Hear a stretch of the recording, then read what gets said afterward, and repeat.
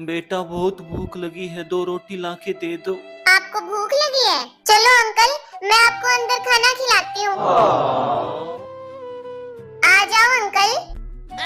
अरे भिखारी, अंदर कैसे आ गया तू? दादी, इनको भूख लगी है, बेचारे को खाना खिला दो। रुक जा, तुझे अभी खिलाती हूँ खाना। निकल मेरे घर से। अंकल उठो, आपको चोट तो नहीं लगी ना? नहीं बेटा, कुछ नहीं हुआ। दादी, आपने इनको क्यों धक्का मारा? ये भी तो इंसान है ना? अनाया बेटा, मेरे से गलती होगी, चलो इसके लिए खाना लेकर आते हैं। हाँ चलो दादी। ये लो अंकल, खाना खा लो। जीते रहो बेटा।